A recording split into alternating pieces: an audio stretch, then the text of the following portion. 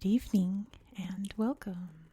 Tonight we will be going over the history and geography of Bubanza in Burundi.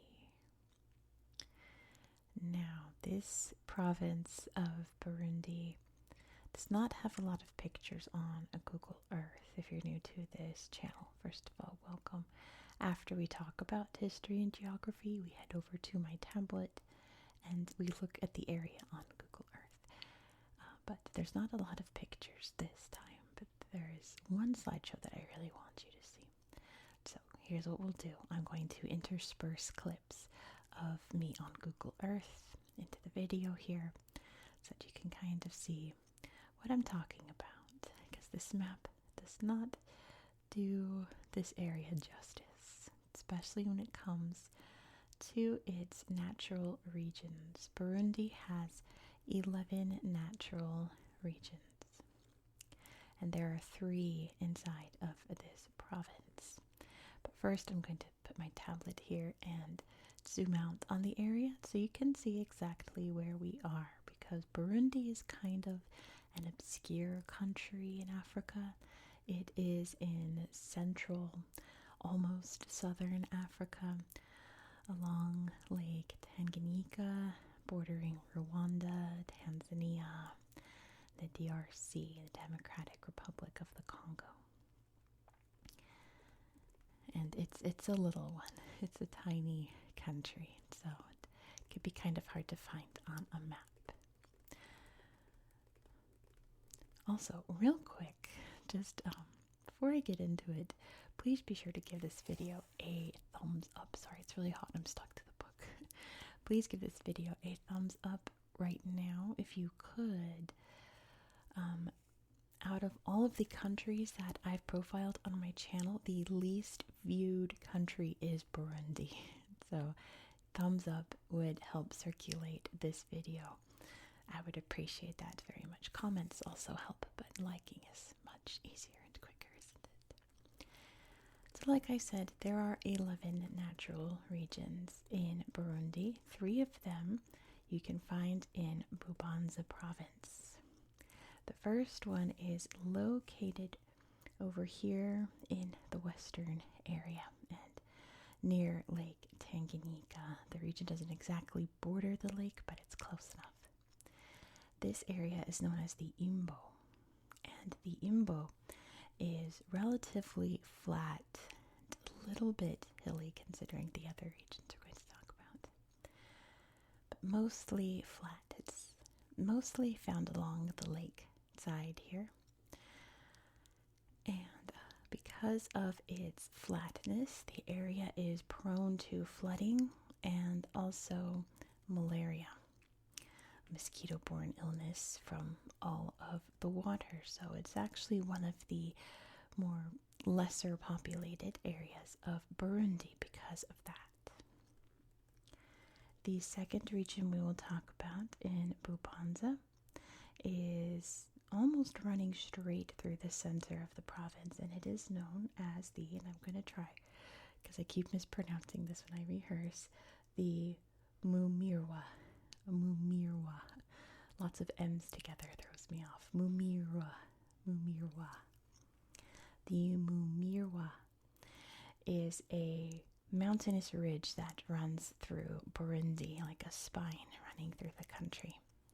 Very tall peaks and mountains and things, and that's of course because we are within the Great African Rift, the area of Africa that is splitting apart from the rest of the continent. The tectonic plate is breaking apart here, creating what will someday be, in like 100 million years or so, a new island / continent. That's how we have Lake Tanganyika here. It's splitting apart, creating lots of lakes, volcanoes, things like that. Finally, the last area we'll talk about is the Mugamba, which runs along the eastern part of the province between the mountains and Kiriba National Park. The Mugamba is quite populated. It's like the foothills area of the mountains. There are peaks and things there, but it is pretty densely populated here. It is where most of the livestock is raised here in Bubanza province. And it is known for a particular kind of housing, which I'll flash up on the screen here. It's known as Rugo housing.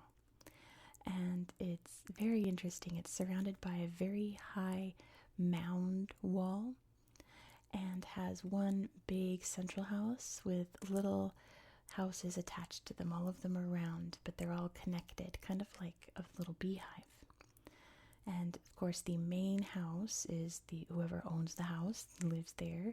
The other houses are for adolescents or extended family, or people visiting, like a guest house, things like that. And there's an open space for the livestock. Really neat housing, I think. It's really cool. The Kiriba National Park runs partly through Bubanza province, and that is the slideshow that I'm going to put up for you here on Google Earth. It's like the only real good slideshow here in the province, so there's no point in me dragging out the tablet and having a big section just to show you this. So look at it now, and all of the beautiful forest and animals that you can find in this beautiful national park. Burundi's had quite an issue over the past century of hunting and poaching throughout, so the wildlife population is pretty diminished here in Burundi. The constant conflict here and in surrounding areas doesn't quite help as well. But from what I can tell, at least, it's much more stable here in Burundi than it was, say, even like 10 years ago, definitely like 20 years ago. So I hope it's on the up and up. We hope that we can uplift Burundi. Rwanda, its neighbor, is doing pretty well, considering. Doing spectacularly well, in my opinion. So hopefully Burundi will be right on its heels someday. But let's talk about the history of this province.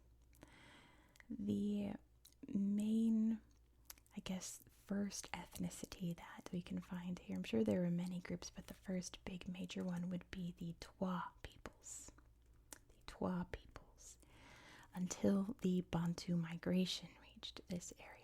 Now, the Bonsu migration completely changing the face of West, Central, and Southern Africa as peoples from West Africa, the Bantu peoples, migrated throughout the continent, bringing with them their language and culture, and integrating with the peoples that they met along the way, creating many new, wonderful, different cultures, two of which you can find here in Bubanza and throughout this area.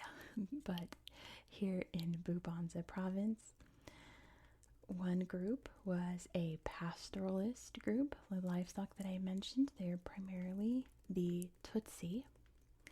Another group were the farmers, and they're known as the Hutu. These three groups lived together here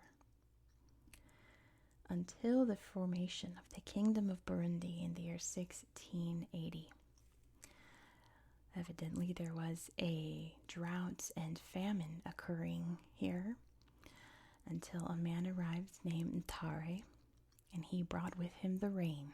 And with the rain came flourishing crops. In the end of the famine, they made him king, or as they would say, the Mwani. And thus the Kingdom of Burundi was created. The creation of like an upper class, almost like a bureaucratic class, created a whole new ethnicity in the area known as the Ganwa. The Ganwa split into many different little family trees within it. There were over 220 lineages at its peak. And within those lineages were two other ethnic branches known as the Batare and Bezi. And you can imagine there was lots of political strife, especially when a Muane passed, who the next would be, because there were so many who could rightfully claim that throne, right? But it was very stable throughout the 1800s. In fact, during the 1880s, there was an invasion from Zanzibar. There were slave traders heading into the area looking for people to enslave, and the Kingdom of Burundi successfully fought them off. They would also introduce Islam into this area, but here it's not as prominent, probably because of that moment in history. Many European missionaries and explorers came through this area. In particular, there is John Speck, there is Henry Morton Stanley, and probably the most famous, John Livingston. John Livingston, in particular, was traveling mainly to spread Christianity. He just so happened to visit parts of Africa that no European had been to before, and wound up becoming an explorer that way. But the people here were also not quite keen on Christianity. In fact, many missionaries who came here wound up losing their lives to the population here. They weren't quite welcome to Christianity for a long time. Eventually, though, the missionaries would figure out that most of the people here followed an indigenous religion that had one god and a devil figure. So they just kind of leaned into that with their belief, saying, well, that your God is the same as our one God, and eventually getting people on their side. In 1890, Burundi, and therefore Bubanza, became part of German East Africa, became a colony of Germany. Germany was on paper okay with the Kingdom of Burundi thriving here. Next week we're going to talk about Bujumbura, which was founded at this time by the Germans. It's the capital city today, so be sure to subscribe so you won't miss Bujumbura. But like I said, they tolerated the kingdom, but they would purposefully instigate ethnic strife, especially among the Hutu, if I remember my research.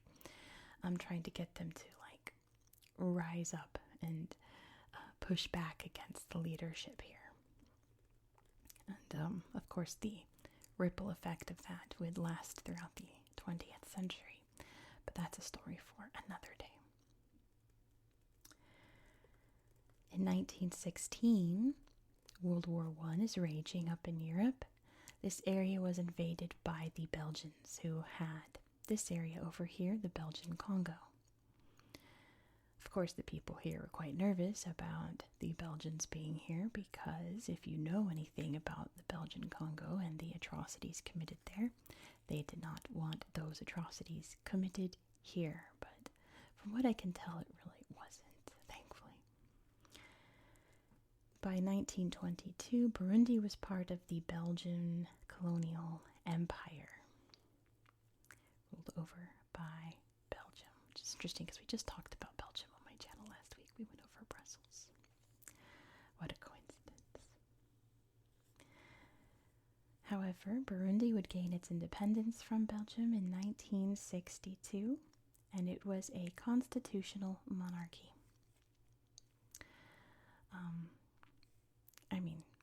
The capital was Bujumbura at that time, but Bubanza was like the ancestral home. It's where the kingdom was founded. That's where it all began. It was centered there, but ran from Bujumbura until it wasn't. There was a coup in 1966, again mainly instigated by ethnic strife due to the ethnicities being turned against each other throughout the decades, the 20th century. The Mwane was eventually executed. He went into exile, returned, and was executed. But the majority of the royal family fled to Europe. Today they live in France. where apparently some are active in politics, which, I mean, they're royalty, so that's no surprise, I suppose. But that was pretty much the history of the kingdom of Burundi within Bubanza. So yeah, unfortunately no Google Earth portion, but I hope that was enough to satiate you for tonight. We will have a much longer video tomorrow with a Google Earth portion because we're going to England. We're going to see a town that has an interesting reputation of being uncultured. You'll see what I mean tomorrow. Also, an area very famous for its ducks. You're going to want to see the ducks, so be sure to subscribe so you won't miss out. Again, please give this video oh my gosh, I'm so stuck. Please give this video a thumbs up and let me know your thoughts down below in the comments. I'd love to hear them. Thank you so much for watching. I hope that you found this video to be relaxing and educational, and I hope